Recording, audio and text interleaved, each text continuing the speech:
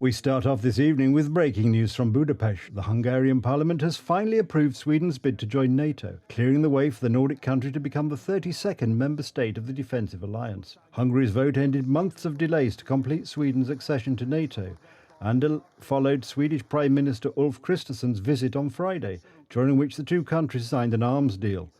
Sweden's NATO membership was supported by 188 members of the Hungarian parliament, with 6 voting against and no abstentions. Hungarian Prime Minister Viktor Orban's government had faced pressure from NATO allies to fall in line and seal Sweden's security policy shift. Sweden joining NATO is a historic step for a Nordic country whose neutrality lasted through 2 world wars and the simmering conflict of the Cold War. Stockholm abandoned its non-alignment policy for greater safety within the North Atlantic Treaty Organization in the wake of Russia's invasion of Ukraine in 2022. The invasion sparked a surge in support in Sweden for joining NATO, especially as neighbouring Finland, with which it shares strong historic ties, quickly moved to join. On the streets of Stockholm, the mood was less of a celebration but more of simply relief. Josephine Wellbom, 23, a political science student, said, "Me and everyone else was maybe a little bit sceptical in the beginning, but now I feel like it's the right decision." PhD student Kasper Karlgren said it was a no-brainer. I don't know what I feel about joining NATO, but I feel it's been a no-brainer since Finland joined. It's clear that we have to take the same path. So I feel kind of like finally it's over, whatever that actually will imply. The Hungarian ratification will now be signed by the country's Speaker of Parliament and President within a few days. After that, the remaining formalities, such as depositing accession documents in Washington, are likely to be concluded swiftly. Yesterday, Deputy Agriculture Minister Michał Kołodziejczak attacked TV Republica. The politician accused our station of inciting people because we cover the farmers' protest. To wy podkręcacie też i stoicie za tym, że It's you who are whipping this up. It's you who are behind the fact that today there's such negative PR. For example, those banners that went around, because I wouldn't be surprised if you did it to cause a stir. będzie w taki sposób wykorzystywane. When asked by our journalist Łukasz Muda whether he supports the farmers' protest, the minister did not give a clear answer. Gdybyśmy chcieli zrealizować tylko te 2 najczęściej If we wanted to realise the 2 most often touted demands, even you can throw out the Green Deal and close the borders. Of course, we could meet the demands of these often extreme groups. We could leave the European Union, and then it would be simple. But are we going to do that? Do we want to put up walls on both our borders? Because I'm not sure that's what we would want. That's not what I want. tak robimy, bo to nie jest moje rozwiązanie. Michał Kołodziejczak has made his name in politics as an agricultural activist. Prime Minister Donald Tusk has delegated the Agrunia leader to talks with protesting farmers, but the deputy minister is not warmly received by the strikers. In the eyes of the farmers, he is a habitual traitor.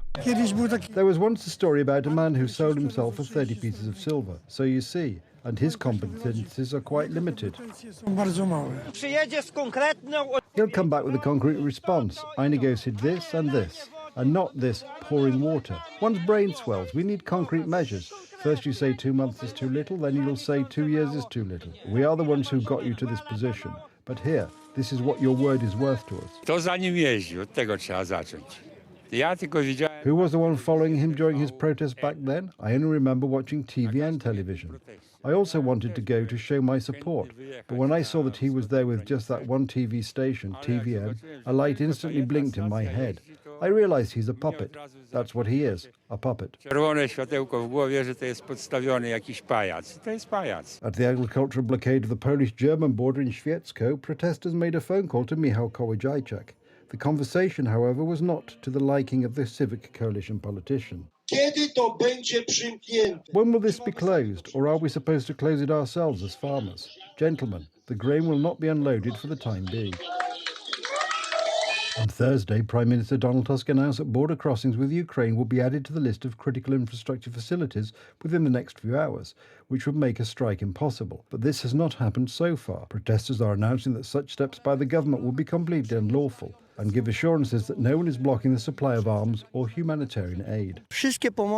All humanitarian aid is being let through right away. I underline this. Humanitarian and military aid is being let through. And that's why we appeal to the Prime Minister to get a hold of himself on this issue. Nobody will be disbanding a legal protest here. Nobody will be telling us what to do here. Russian provocations have become increasingly frequent in recent days. Yesterday, unnamed perpetrators spilled grain that was in transit to the port of Gdansk, from where it was supposed to go to other countries. Footage of the incident is being used in a media campaign against Poland. If we don't understand the geopolitical dimension of the situation, that the European Union policy on agricultural imports from Ukraine, violating from the beginning the basic principles of the Common Agricultural Policy, consisting in protecting and separating the EU agricultural market from external markets through a system of sluices, which, by the way, has a time-limited duration and built-in fuses, is implemented on Germany's geopolitical order and in Russia's interest in order to divide Poland and the EU and break their alliance, then we won't understand anything. Michał Kołodziejczak has repeatedly bought into the Russian narrative in the past. The agro-union leader has ratted on the Americans and worried about the deterioration of Warsaw-Moscow relations. Z Rosją? Co zrobiliście z Rosją? With Russia, what did you do with Russia? You got us into a dispute with Russia, our biggest client. They are putting it at odds with Russia. We have to have the courage to get up and show this to the Americans. Take that. Parallel agricultural protests are taking place in Europe all the time. Today, Dantean scenes occurred in the streets of Brussels. A farmers' protest in Warsaw is planned for tomorrow.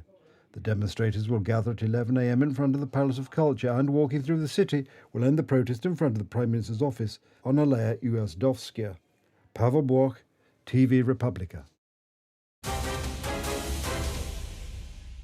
Following his visit to Kiev this weekend, Canadian Prime Minister Justin Trudeau travelled to Warsaw. He joined his Polish counterpart Donald Tusk at a press conference following their meeting. Trudeau began by defending his country's defence spending, as Canada has long faced both domestic and international pressure to meet the NATO requirement of spending 2% of GDP on defence. Canada's defence spending is still at the 1.3% level, while by comparison, according to Tusk, Poland boasts one of the highest ratios of military spending to GDP in the world. He highlighted, however, that his country can't keep Russia at bay alone. I will not replace other countries. Trudeau responded by saying that Canada is already doing a lot, but that there is more to do. There is more to do. The world is changing. It's getting more dangerous. I recognize Poland stepping up significantly in its own military spending, but so will Canada. We will continue to make sure that the women and men of the Canadian Armed Forces and the people around the world, our allies who rely on them, will continue to get the equipment and the support they need. Tusk responded to Trudeau's statements by pushing harder for more to be done. My musimy w ciągu nie najbliższych lat, ale najbliższych miesięcy. We must, not within the next few years, but within the next few months, acquire a defence capability, including the production of ammunition and weapons of all kinds, that will surpass Russian capabilities. Otherwise, the West will become the next victim of Russian aggression, and we will not be able to help either Ukraine or ourselves. There is no reason whatsoever why countries as rich as Western countries, as NATO member states, should not be able to build a defence capability together that surpasses Russian capabilities. Które przewyższą możliwości rosyjskie. Polish Prime Minister Donald Tusk also declared that there is no room for doubt among NATO and European Union countries about the need to support Ukraine, while talking about his Hungarian counterpart, Viktor Orban. Speaking at the press conference after a meeting with Canadian Prime Minister Justin Trudeau and ahead of Hungary's parliament voting on Sweden's bid to join NATO, Tusk said he would tell the same thing to Orban in person. Tusk said that ambiguous signals coming from Budapest and Bratislava regarding Russia and President Vladimir Putin are a paradox, as both countries were under Soviet occupation. Tusk will meet both Orban and Slovak Prime Minister Robert Fico on Tuesday at a Visegrad Group meeting in Prague. After it, Tusk said he would see whether the group, consisting of Hungary, Poland, Slovakia and the Czech Republic, still makes sense. Talking about the farmers' protest in Poland, Tusk said that a solution needs to be found that works for both Polish farmers and Ukraine. The current situation is unacceptable for Polish farmers, said Tusk.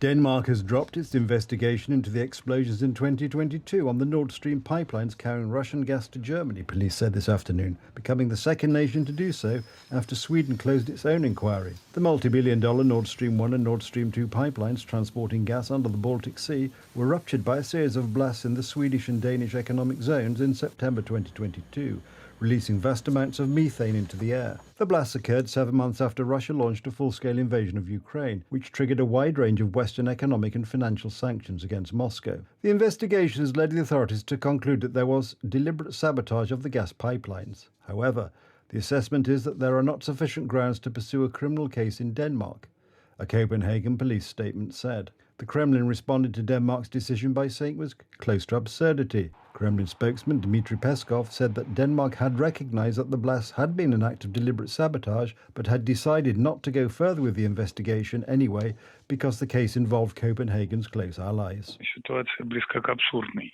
Of course, the situation is close to absurd. On the one hand, there is an admission that deliberate sabotage took place. On the other hand, there is no further progress. Considering all the different information leaks and the whole set of facts that became known during this investigation, it is obvious that everything is quite clear. And it is obvious that simply, in the course of the investigation, they began to close in on their closest allies. He also said Denmark had refused requests to provide information about its investigation. Sweden earlier this month dropped its investigation into the explosion, saying it lacked jurisdiction in the case, but had handed uncovered evidence over to German investigators, who have yet to publish any findings.